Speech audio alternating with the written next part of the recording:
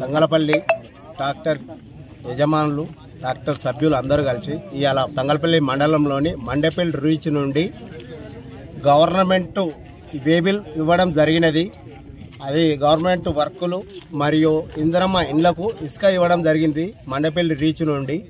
కానీ కొందరు రైతులు పైపులు వలిగినాయని ఎంఆర్ఓకు పిటిషన్ ఇస్తే బండ్లు వేబిల్ ఇవ్వకుండా ఆపారు. మేము ఇలా తంగలపల్లి ట్రాక్టర్ యజమానులు అందరం కలిసి 10-11 ప్రాంతంలో ఎంఆర్ఓ కలిస్తే సమస్య రైతులతో పరిష్కారం చేసుకుంటే వేబిల్ ఇస్తా అని చెప్పినారు.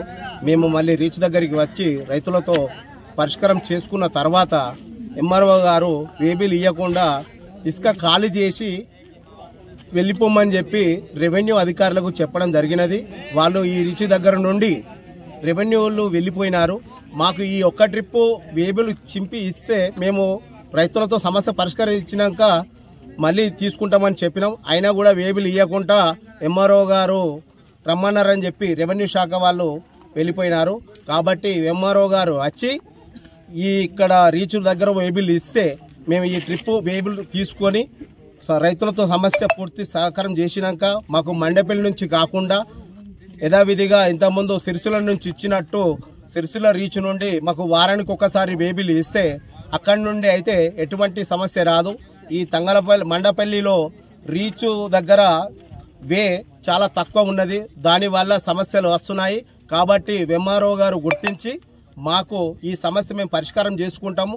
నెక్స్ట్ వేబిల్ నుంచి మాకు సిరిసిల్ల నుంచి యథావిధిగా వారానికి ఒకసారి వేబిల్ ఇస్తే ఇందిరమ్మ ఇళ్లకు కానీ గవర్నమెంట్ వర్కులకు కానీ మరియు ప్రైవేట్ వర్కులకు కానీ ఇసుక సప్లై చేస్తాము.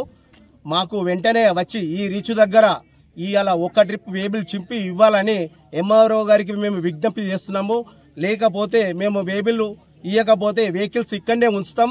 ఖచ్చితంగా ఎంఆర్ఓ రెవెన్యూ అధికారులను పంపించి మాకు ఈ ట్రిప్పు వేబిల్ చింపి ఇస్తే మేము రైతులతో ఆల్రెడీ మాట్లాడినాం. వాళ్ళు కూడా చెప్పడం జరిగినది. వాళ్ళు వెళ్ళిపోయినారు. ఎంఆర్ఓ రెవెన్యూ ఆఫీసర్లు వచ్చి మాకు వేబిల్ ఇస్తే దాకా మేము ఇక్కడి నుంచి వెహికల్ జరపడం కదలేది లేదు. ఇవాళ గవర్నమెంట్ వేబిల్ సుమారు 100 ట్రాక్టర్లకు ఇచ్చినారు. అవి పొద్దుగాల 9 గంటల నుండి ఇప్పుడు 12-1 ప్రాంతం దాకా ఇక్కడ వేడి చేయడం జరిగినది.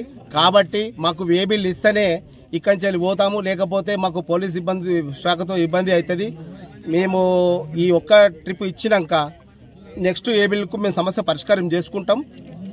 కాబట్టి మాకు ఇవి 100 ట్రాక్టర్లు ఇసుక ఇక్కడ రోడ్డుపై ఖాళీ చేస్తే రైతులకు కానీ రాకపోకలకు కానీ ఇబ్బంది అవుతుంది. కాబట్టి మీ ఎంఆర్ఓ గారు వెంటనే రెవెన్యూ శాఖకు పంపించి మాకు వేబిల్ ఇవ్వగలరని కోరుతున్నాం.